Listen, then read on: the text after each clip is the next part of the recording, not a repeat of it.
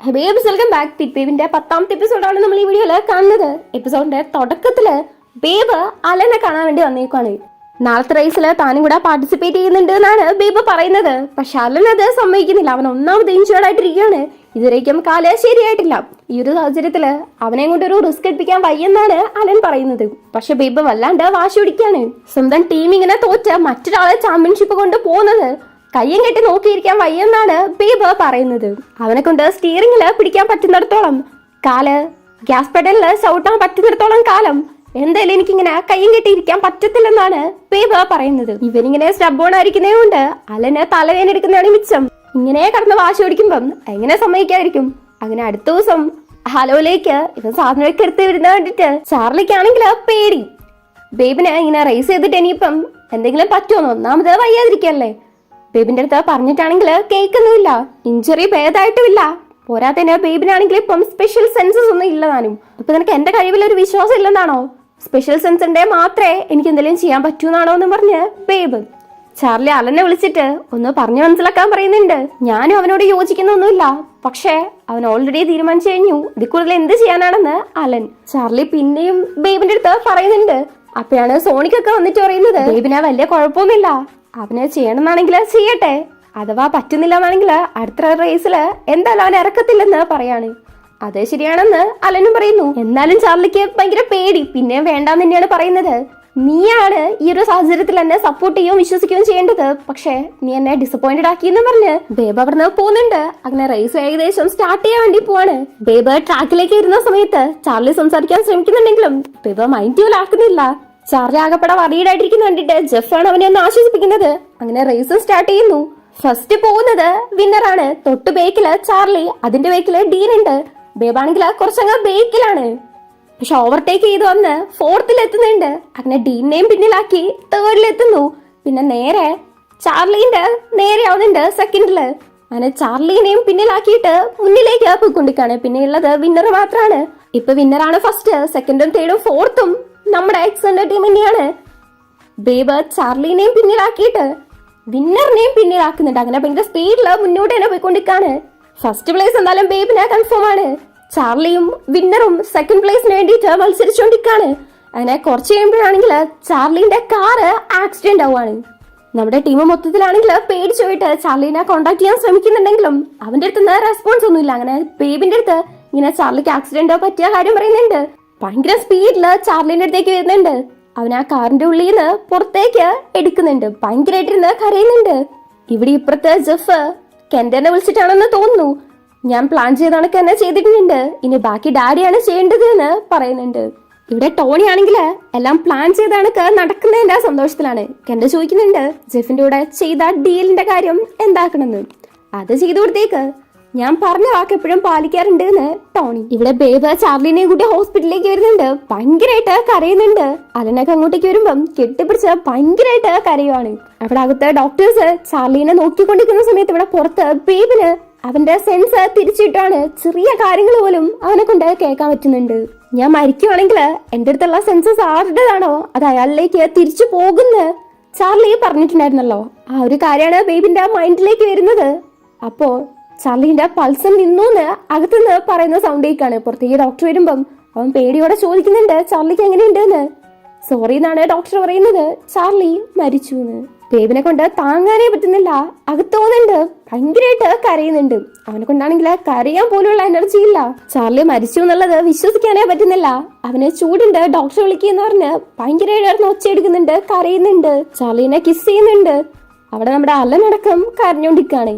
ഇവിടെ ബേബാണെങ്കിൽ കരഞ്ഞറിഞ്ഞ് തളർന്ന് ബോധം കെട്ട് പോകുന്നുണ്ട്. അവനെ ഡോക്ടറുടെ അടുത്തേക്ക് കൊണ്ടുപോകുന്നുണ്ട്. ഇതൊക്കെ കണ്ടുകൊണ്ട് കെൻഡയും അവിടെ മാറി നിൽക്കുന്നുണ്ട്. ചാർലി മരിച്ചു എന്ന് പറഞ്ഞ് ടോണി കെൻഡനെ ഭയങ്കരമായിട്ട് അടിക്കുന്നുണ്ട്. നിന്റെ അടുത്ത് അവനെ കൊണ്ടുവരാനല്ലേ പറഞ്ഞത്, കൊല്ലാൻ ആര് പറഞ്ഞു? അവന്റെ മാർക്കറ്റിംഗ് വാല്യൂ എത്രയാണെന്ന് നിനക്കറിയോ? സെൻസ് ഉള്ള സമയത്ത് ബേബിനെ കൊണ്ടുവരാൻ പറഞ്ഞു, നിനക്ക് പറ്റിയില്ല. ഇപ്പൊ ചാർലിനെ കൊണ്ടുവരാൻ പറഞ്ഞപ്പം നീ അവനെ കൊന്നു കളഞ്ഞു. നിന്നെ കൊണ്ടൊരു യൂസും ഇല്ലെന്നൊക്കെ പറഞ്ഞാൽ ഭയങ്കരമായിട്ട് വഴക്ക് പറയുന്നുണ്ട്. അടുത്ത പ്രാവശ്യത്തിനുള്ള പിള്ളേരെ ഞാൻ എവിടെ നിർത്തിട്ട് കൊടുക്കും? എത്രയും പെട്ടെന്ന് കുറെ സ്പെഷ്യൽ സെൻസസ് ഉള്ള പിള്ളേർ ഇവിടെ കൊണ്ടുവന്നേക്കണം. പ്രത്യേകിച്ച് ബേബിന്റെ സെൻസ് ഉള്ള അതേ കുട്ടികളെ കൊണ്ടുവരണമെന്നും പറഞ്ഞ് ഭയങ്കരമായിട്ട് ദേഷ്യപ്പെടുന്നുണ്ട്. കെൻഡയും പോവാൻ നിൽക്കുന്ന സമയത്ത് അവനെ പിടിച്ചു വെച്ചിട്ട് ഇപ്രാവശ്യം നീ കറക്റ്റായിട്ട് ചെയ്തിട്ടില്ലെങ്കിൽ ഇനി തിരിച്ചു വരണ്ടെന്ന് പറയാണ്. ഈ ചെറുക്കൻ എന്തിനെന്തോ ഇങ്ങനെ അടുത്ത് ഇങ്ങനെ നിൽക്കുന്നത്. ഹോസ്പിറ്റലിൽ നിന്ന് മയങ്ങി പോയ ബേബിനെയും കൊണ്ട് നമ്മുടെ പയ്യന്മാര് ബേബിന്റെ വീട്ടിലേക്ക് വന്നിട്ടുണ്ടായിരുന്നു. ഉറങ്ങിക്കൊണ്ടിരുന്ന അവൻ ഇപ്പോഴാണ് എണീക്കുന്നത്. മയക്കത്തുനിന്ന് എണീറ്റതും കരഞ്ഞുകൊണ്ട് അവിടെ നിന്ന് എണീറ്റുവാനാണ് നോക്കുന്നത്. ചാർലിനെ കാണണമെന്നും പറഞ്ഞു ഭയങ്കരമായിട്ട് കരയുന്നുണ്ട്. ചാർലിനെ ഇല്ലാന്ന് അവനെ കൊണ്ട് അംഗീകരിക്കാനേ പറ്റുന്നില്ല. ഭയങ്കരമായിട്ട് ചങ്ക് പൊട്ടിക്കിടന്ന് കരയുന്നുണ്ട്. തന്റെ പവർ ഇല്ലാതായത് ആക്സിഡന്റിലല്ല, ചാർലിക്ക് ഇങ്ങനെ അബ്സോർവ് ചെയ്യുന്ന കഴിവുണ്ട്. അങ്ങനെയാണ് എന്റെ പവർ പോയത്. അവൻ മരിച്ചുകൊണ്ടാണ് എനിക്കിപ്പോ ഈ ഒരു പവർ തിരിച്ചു കിട്ടിയത്. എനിക്കിത് വേണ്ട, ചാർലീനെ മതി എന്ന് പറഞ്ഞ് ഭയങ്കരമായിട്ട് കരയുന്നുണ്ട്. നെഞ്ചൊക്കെ കൂടെ കീറി മുറിക്കുന്ന ആ ഒരു പെയിനിലാണ് അവനുള്ളത്. ബേബ് സ്വന്തം ജീവനെക്കാട്ടി ഇമ്പോർട്ടൻസ് കൊടുക്കുന്നത് ചാർലിക്കാണ്. അവൻ തന്നെ കൂടെ ഇല്ലെന്നറിയുമ്പം എത്രത്തോളം വിഷമമുണ്ടാവും. ഭയങ്കരമായിട്ട് പറഞ്ഞാൽ വല്ലാണ്ട് കരയുന്നുണ്ട്. ബാക്കിയുള്ളവർക്കും വിഷമിക്കല്ലാണ്ട് വേറെ കാര്യത്തിൽ അത് ചെയ്യാൻ പറ്റത്തില്ലല്ലോ. ഇങ്ങനത്തെ കാര്യത്തിലൊക്കെ ആർക്ക് ആരെ ആശ്വസിപ്പിക്കാൻ പറ്റും. കുറച്ച് കഴിയുമ്പം ചാർലി ഞാനിവിടെ ഒറ്റയ്ക്ക് നിന്നോളാം, നിങ്ങളൊക്കെ പൊക്കോന്ന് പറഞ്ഞ് അവരെ പറഞ്ഞു വിടുന്നുണ്ട്. അവര് ഭയങ്കര സംശയത്തോടെയാണ് പോകുന്നത്. എനിക്ക് എന്തെങ്കിലും ഉണ്ടെങ്കിലേ വിളിക്കാനൊക്കെ പറഞ്ഞിട്ടാണ് പോകുന്നത്. എല്ലാരും അവനെ കെട്ടിപ്പിടിച്ച് ആശ്വസിപ്പിക്കുന്നുണ്ട്. 10ാമത്തെ എപ്പിസോഡ് എത്തിയിട്ടുള്ളൂ. ചാർലി മരിച്ചു എന്നുള്ളത് എനിക്കും അങ്ങ് വിശ്വസിക്കാൻ പറ്റുന്നില്ല. പിന്നെ ചാർലിയും ജെഫും കൂടെ എന്തോ പ്ലാൻ ചെയ്തിട്ടൊക്കെ ഉണ്ടായിരുന്നല്ലോ, അതിന്റെ ഭാഗമായിരിക്കും ഇത് എന്ന് ആശ്വസിക്കാം. ചാർലി തിരിച്ചിരുന്ന് ആഗ്രഹിക്കാം, പ്രതീക്ഷിക്കാം. അല്ലാതെ നമ്മളെ കൊണ്ട് എന്ത് ചെയ്യാൻ പറ്റും. ഞാൻ ഓക്കെ ആണെന്നും പറഞ്ഞുകൊണ്ടിരുന്ന ആള് അവര് പുറത്തേക്ക് ഇറങ്ങിയതും കരയാൻ തുടങ്ങുവാണ്. ചാർലിനെ ആദ്യം കണ്ടത് മുതല് അവന്റെ കൂടെയുള്ള ഓരോരോ മെമ്മറീസ് തനിക്ക് വേണ്ടിയിട്ട് ചാവാൻ പോലും ഞാൻ തയ്യാറാണെന്ന് ചാർലി പറഞ്ഞു നടക്കും. എല്ലാ കാര്യം ഓർത്ത് ഭയങ്കരമായിട്ട് വിഷമിച്ച് പൊട്ടിക്കരയുന്നുണ്ട്. അടുത്ത സീനില് ചാർലിന്റെ കല്ലറേന്റെ അവിടെ പോയിട്ട് എല്ലാരും നിൽക്കുവാണ്. അങ്ങോട്ടേക്ക് ബേബ് വരുന്നുണ്ട്. എല്ലാരും ആണെങ്കിലും ഭയങ്കരമായിട്ട് വിഷമിച്ചാണ് നിൽക്കുന്നത്. പ്രത്യേകിച്ച് ചാർലി ആണെങ്കിലും അവിടെ ഫ്ലവർ ഒക്കെ കൊണ്ടുവച്ച് ഭയങ്കരമായിട്ട് കരയുവാണ്. ബാക്കിയുള്ളവർക്കാണെങ്കിലും വിഷമം സഹിക്കാൻ പറ്റുന്നില്ല. ബേബിനാണെങ്കിൽ ഭയങ്കരമായിട്ട് കരഞ്ഞിട്ട് അവിടുന്ന് കൊണ്ടുപോകുന്നുണ്ട്. ജെഫ് ആണെങ്കിൽ അപ്പോഴും എപ്പോഴത്തേം പോലെ ഭയങ്കര റഫ് ആൻഡ് ടഫ് ആയിട്ടാണ് നിൽക്കുന്നത്. അപ്പൊ നമ്മുടെ അലൻ പറയുന്നുണ്ട് നീ എപ്പോഴും ഇങ്ങനെ സ്ട്രോങ് ആയിട്ട് നിക്കണമെന്നില്ല, കുറച്ചൊക്കെ വീക്ക് ആവാന്ന്. ചാർലിയും ജെഫ് എത്രത്തോളം ക്ലോസ് ആയിരുന്നു എന്ന് അലൻ അറിയാലോ. അതുകൊണ്ട് തന്നെ ജെഫിനെ ഒറ്റയ്ക്ക് നിർത്താനുള്ള പേടി കാരണം അലന്റെ വീട്ടിലേക്ക് വന്ന് നിൽക്കാൻ ജെഫിന്റെ അടുത്ത് പറയുന്നുണ്ട്. വേണമെങ്കിൽ സോണിക്കിനെയും നോർത്തിനെയും കൂടെ വിളിക്കാന്ന്, ഞാൻ നിന്നെ നോക്കിക്കോട്ടേന്ന് ചോദിക്കാണ്. ശരി നിങ്ങളുടെ ഇഷ്ടം നമ്മുടെ ചെക്കനും, എന്നിട്ടൊരു ഹെൽപ്പ് ചെയ്യുമോന്ന് ചോദിക്കുന്നുണ്ട്. അടുത്ത സീനില് ജെഫ് കിമ്മിനെയും കൂടിയിട്ട് അലന്റെ വീട്ടിലേക്ക് വരുവാണ്. ടോണിന്റെ സ്ഥലത്ത് ഞാനൊരു സ്പൈനെ വെച്ചിട്ടുണ്ടായിരുന്നു. കിമ്മിനെ റിലീസ് ചെയ്യാൻ അവരുദ്ദേശിച്ചപ്പം ഞാന് ഇങ്ങോട്ടേക്ക് കൊണ്ടുവന്നെയാണ്. ആദ്യന്റെ കൊണ്ടുപോലേക്ക് കൊണ്ടുപോകാന്നായിരുന്നു വിചാരിച്ചത്. പിന്നെ അവിടെ സേഫ് അല്ലെന്ന് വിചാരിച്ചു. അഥവാ ഇനിയിപ്പം പിന്നെയും ടോണിക്ക് ദേഷ്യമല്ലോ വന്ന് എന്തെങ്കിലും കാണിക്കുമെന്ന് അറിയത്തില്ലല്ലോ എന്ന് ജെഫ് ഒരുപാട് ബുദ്ധിമുട്ടിക്കുന്നുണ്ടോ എന്ന് ചോദിക്കുന്നുണ്ട്. ജെഫ് എത്രയൊക്കെ ബുദ്ധിമുട്ടിച്ചാലും അലൻ എന്ത് കുഴപ്പം, ഇനിയും നിനക്ക് എന്ത് ഹെൽപ്പ് വേണമെങ്കിലും ഞാനുണ്ട് എന്നാണ് അലൻ പറയുന്നത്. ജെഫ് ഇങ്ങനെ ചാർലി ഇല്ലാത്തതില് ഭയങ്കരമായിട്ട് വിഷമിച്ചിരിക്കാണ്ട് ഓരോരോ കാര്യങ്ങൾ ചെയ്ത് മൂവ് ഓൺ ആവാൻ ശ്രമിക്കുന്നതില് അലന് ഭയങ്കരമായിട്ട് സന്തോഷം തോന്നുന്നുണ്ട്. ഇവരുടെ ബോണ്ടിങ് എന്തായാലും കൂടി വരുന്നുണ്ട്. രണ്ടുപേരും കൂടെ കിമ്മിന്റെ അടുത്തേക്ക് അവൻ ആവശ്യമുള്ള സാധനങ്ങളൊക്കെ എടുത്തിട്ട് പോകുന്നുണ്ട്. അവൻ ചോദിക്കുന്നുണ്ട് എന്തുകൊണ്ടാണ് തന്നെ ഹെൽപ്പ് ചെയ്തത് എന്ന്. നമ്മള് ഫീൽഡിൽ എനിമീസ് ആയിരിക്കാം, പക്ഷെ നമുക്ക് ഒരേ ശത്രു തന്നെയാണ്. നിന്നെ ഇങ്ങനെ ഈ ഒരു അവസ്ഥയിൽ വിട്ടിട്ട് ഞങ്ങൾക്ക് കൈയും കെട്ടി നോക്കിയേക്കാൻ പറ്റത്തില്ലെന്ന് അലൻ. ടോണീനെ എതിർക്കാൻ വേണ്ടിയിട്ട് കിമ്മും ഇവരുടെ കൂട്ടത്തേക്ക് കൂടുന്നുണ്ട്. ജെഫ് സ്വിമ്മിംഗ് പൂളിന്റെ അവിടെ ഭയങ്കരമായിട്ട് ആലോചിച്ചിരിക്കുന്ന സമയത്താണ് അങ്ങോട്ടേക്ക് അലൻ വരുന്നത്. നിനക്ക് എന്നേക്കായിട്ട് ഇവിടെ നിന്നൂടേന്ന് ചോദിക്കാണ്. ആ ശരിന്ന് ജെഫും അത് കേട്ടിട്ടൊന്ന് ഹാപ്പി ആയിട്ട് ചിരിക്കുന്നുണ്ട്. എന്നിട്ടറിയാണ് നിനക്ക് എപ്പോഴും ചാർലി ഉണ്ടായിരുന്നു, ഇനി മുതല് എപ്പോഴും നിന്റെ കൂടെ ഞാൻ ഉണ്ടാവൂന്ന്. അപ്പൊ ജെഫ് ചോദിക്കാണ് ശരിക്കും നിങ്ങള് എന്നെ കുറിച്ച് എന്താ ചിന്തിക്കുന്നേന്ന്. എങ്ങനെയാ ചിന്തിക്കേണ്ടേന്ന് അലനും ഫ്ലേട്ടിംഗ് മോഡില് ചോദിക്കുന്നുണ്ട്. നിങ്ങൾ ശരിക്കും അങ്കിളിനെ പോലെ തന്നെയാണ്. ഞാന് അലന്റെ സെക്കനാവാൻ വല്ല ചാൻസ് ഉണ്ടോന്ന് അറിയാൻ വേണ്ടിട്ട് ചോദിച്ചതാണെന്ന് ജെഫ്. അലന്റെ സെക്കനാവാൻ നിനക്ക് താല്പര്യമുണ്ടോന്ന് അലൻ. ബേബിനെ കണക്ക് ഇതിനെ വല്ല പ്രൊബേഷണറി പീരീഡോ അല്ലെങ്കിൽ എക്സ്പയറി ഡേറ്റോ വല്ലതും ഉണ്ടോന്ന് ജെഫ്. ഇതിനങ്ങനെ ഒന്നും ഇല്ലെന്ന് അലൻ. എല്ലാ വർഷവും ഇഷ്ടം കൂടിക്കൊണ്ടേയിരിക്കും, ലൈഫ് ലോങ് അങ്ങനെ പോയിക്കൊണ്ടേയിരിക്കും എന്ന് പറയാണ്. എന്നിട്ട് അലന്റെ സെക്കനാവുന്നു എന്ന് ചോദിക്കുന്ന സമയത്ത് എനിക്ക് ആലോചിക്കാൻ കുറച്ച് ടൈം വേണമെന്നും പറഞ്ഞ് എഡിറ്റുവാണ്.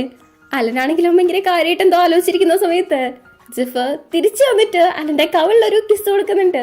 അലനാണെങ്കിലും ഭയങ്കര ഹാപ്പി ആയിട്ട് അവിടെ ഇരിക്കുകയാണ്. ഗ്യാരേജിൽ വന്നിട്ട് ഈ ഒരു കിസിനെ കുറിച്ച് പറയുന്ന സമയത്ത് ആ ചെക്കനാണോ ഫസ്റ്റ് മൂവ് എടുത്തതെന്ന് ചോദിച്ച് സോണിക്കും നോർത്തും കൂടെ സംസാരിക്കുന്നുണ്ട്. അത് കഴിഞ്ഞിട്ട് ഇവരുടെ ഗ്യാരേജ് ഇപ്പം ഭയങ്കര ലോൺലിയാണ്. ഡീനാണെങ്കിൽ പഴയതുപോലെ സംസാരിക്കുന്നില്ല. ബേബി ലാഞ്ചിട്ടാണെങ്കിൽ ഒരു സുഖമില്ല, ചാർലി ഇല്ലല്ലോ എന്നൊക്കെ പറഞ്ഞ് സംസാരിക്കുന്നുണ്ട്. ഗ്രൂപ്പിലെ മെസ്സേജ് അയച്ചിട്ടോ ഫുഡ് കഴിക്കാൻ പോവാന്ന് പറഞ്ഞിട്ടൊന്നും ബേബിന് ഒരു അനക്കമില്ല, വിളിച്ചിട്ടാണെങ്കിൽ എടുക്കുന്നില്ല എന്നൊക്കെയാണ് ഇവര് പറയുന്നത്. അങ്ങനെ അലൻ നേരെ ബേബിനെ കാണാൻ വേണ്ടിയിട്ട് വീട്ടിലേക്ക് പോകുന്നുണ്ട്. വിളിച്ചു നോക്കുമ്പം ബേബിനെ അവിടെ എവിടെയും കാണുന്നില്ല. പിന്നെ കുറെ തപ്പുമ്പം കാറിന്റെ അവിടെ ഫോണില് ചാർലി ആക്സിഡന്റ് ആയ ആ ഒരു വീഡിയോ നോക്കിക്കൊണ്ട് കിടക്കുവാണ്. ജീവനുണ്ടേലും മരിച്ചു എന്നുള്ള അവസ്ഥയിലാണ് അവൻ ഇരിക്കുന്നത്. കോൺഷ്യസിലേ അല്ല. നേരെ പിടിച്ചിരുത്തിയിട്ട് കോൺഷ്യസിലേക്ക് വരാൻ പറഞ്ഞുകൊണ്ടിരിക്കുകയാണ് അലൻ. ബേബാണെങ്കില് എനിക്ക് എങ്ങനെയാണ് ഈ ഒരു ആക്സിഡന്റ് നടന്നതെന്ന് അറിയണം. ഉറപ്പായിട്ടത് ടോണിയാണ് ചെയ്തത്. പക്ഷെ എല്ലാ സേഫ്റ്റി പ്രിക്കോഷൻസും എടുത്തു വെച്ചിട്ടും എന്താ എങ്ങനെയെന്നൊക്കെ പറഞ്ഞ് ഭയങ്കരമായിട്ട് വിഷമിക്കുകയാണ്. ഇനി നിനക്ക് വേണ്ടി അല്ലെങ്കിലും ചാർലിക്ക് വേണ്ടിയിട്ടെങ്കിലും എണീക്ക്. ചാർലിക്ക് റിവെഞ്ച് എടുക്കണമെങ്കിൽ അതിനു വേണ്ടിയിട്ട് എന്തെങ്കിലും ചെയ്യ. ഇങ്ങനെ ഇരിക്കാതെ എന്നൊക്കെയാണ് അലൻ പറയുന്നത്. എനിക്കറിയാം എന്താ ചെയ്യേണ്ടതെന്ന് എനിക്കറിയാമെന്നും പറഞ്ഞ് ബേബാണെങ്കിൽ നേരെ ആ ഒരു ബാറിലേക്കാണ് പോകുന്നത്. അവിടെ വേയുണ്ട്. വേന ഭയങ്കരമായിട്ട് അടിക്കുന്നുണ്ട്. എന്തിനെങ്ങനെയാ ചെയ്തതെന്ന് ചോദിച്ച് ഞാനല്ലേ ഇത് ചെയ്തത്, എനിക്ക് ഇതിനെ കുറിച്ചൊന്നും അറിയത്തില്ലെന്ന് വേ പറയുന്നുണ്ടെങ്കിലും ബേബാണെങ്കിൽ ഭയങ്കരമായിട്ട് ദേഷ്യപ്പെട്ട് അടിക്കുന്നുണ്ട്. ടോണി നിന്റെ അടുത്ത് എന്താ ചെയ്യാൻ പറഞ്ഞത്, നീ എന്തിനിങ്ങനെ ചെയ്തത് എന്നൊക്കെ പറഞ്ഞ് ഭയങ്കരമായിട്ട് അടിക്കുന്നുണ്ട്.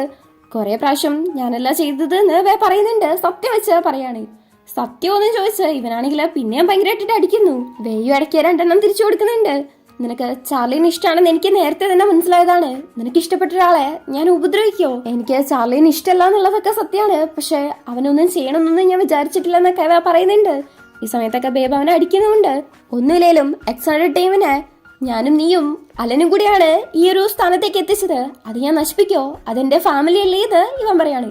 ഫാമിലി ഒന്നും ചോദിച്ച് ബേബിന് അതിലും ദേഷ്യം വരുന്നു. ഭയങ്കരമായിട്ട് അടിക്കുമ്പം ബാക്കിയുള്ളവരാണ് വന്ന് പിടിച്ചു നിർത്തുന്നത്. ബേബ് അവിടുന്ന് പോകുമ്പം വേയും ഭയങ്കരമായിട്ട് വിഷമിച്ചാണ് നിൽക്കുന്നത്. ഇവനെ കാണുമ്പോഴും വിഷമം തോന്നുന്നുണ്ട്. അടുത്ത സീനില് ബേബ് അലന്റെ അടുത്തും ജെഫിന്റെ അടുത്തും പറയാണ് ചാർലിന്റെ കാറ് ആക്സിഡന്റ് ആയതിന്റെ കാരണം ഓയിൽ പൈപ്പ് ആരോ കട്ട് ചെയ്ത് വിട്ടതാണെന്ന്. അന്വേഷണത്തിൽ നിന്ന് ബേബിന് മനസ്സിലായത് ഇവരുടെ ടീമിൽ തന്നെയുള്ള ആരോ ആണ് ഇത് ചെയ്തത് എന്നാണ്. അങ്ങനെ ഒരു ടീമില് ഒരു മോൾ ഉണ്ടെങ്കിൽ അയാളെ ഉറപ്പായിട്ടും കണ്ടുപിടിക്കണം. അത് ചാർലിക്ക് വേണ്ടി മാത്രമല്ല നമ്മുടെ ടീമിനും കൂടെ വേണ്ടിയാണെന്നാണ് ബേബ് പറയുന്നത്. അങ്ങനെ ഇതിനെ കുറിച്ചൊക്കെ സംസാരിച്ചിട്ട് നേരെ ഗ്യാരേജിലേക്ക് വരുന്ന സമയത്താണെങ്കിൽ ഡീൻ വന്നിട്ട് അടുത്ത റേസിന് എന്താ പ്ലാൻ വെച്ചിരിക്കുന്നതെന്ന് ചോദിക്കുകയാണ്. ഇപ്പൊ ഒരു പ്ലാനും വെച്ചിട്ടില്ല, ഇനി നമുക്ക് അടുത്ത സീസണിൽ നോക്കാം. ഇപ്പൊ ചാർലിന്റെ കാര്യം ഇങ്ങനെയൊക്കെ ഇരിക്കുവല്ലേ എന്ന് അലൻ. ഇത് ഡീനിനെ ഇഷ്ടപ്പെടുന്നില്ല. അവൻ മരിച്ചു എന്ന് വെച്ചപ്പോ എന്ത് ഇത്ര വലിയ പ്രശ്നം എന്ന് പറഞ്ഞ് ഒരുമാതിരി മനുഷ്യ പറ്റില്ലാത്ത കണക്ക് സംസാരിക്കുകയാണ്. ഇത് കേട്ടിട്ട് ബേബിന് നല്ല ദേഷ്യം വരുന്നുണ്ട്. നൈറ്റ് ഡീൻ ഗ്യാരേജിൽ നിന്ന് ആരുടെ അടുത്ത് വിളിച്ച് സംസാരിക്കുകയാണ്. പ്ലാൻ ചെയ്ത കണക്ക് ഞാൻ ചെയ്തിട്ടുണ്ട്. റെഡ് റേസിംഗ് ടീം എക്സാൻഡറിനെ പോലെ എന്നെ ഡിസപ്പോയിന്റഡ് ആക്കില്ലെന്ന് വിചാരിക്കുന്നു എന്ന് പറഞ്ഞു തീരുമ്പം നേരെ മുന്നിലുണ്ട് ബേബ് നിൽക്കുന്നു. നീ ആരുടെ അടുത്താ സംസാരിക്കുന്നതെന്ന് ചോദിക്കുന്നുണ്ട്. ഇവനാണെങ്കിൽ കോൾ ചെയ്തിട്ട് ഫോണ് കൊടുക്കുന്നില്ല. ബേബ് ചോദിക്കുന്നുണ്ട് നീയല്ലേ ചാർലിന്റെ മരണത്തിന് കാരണം, ആ ഒരു ആക്സിഡന്റിന് കാരണം എന്ന്.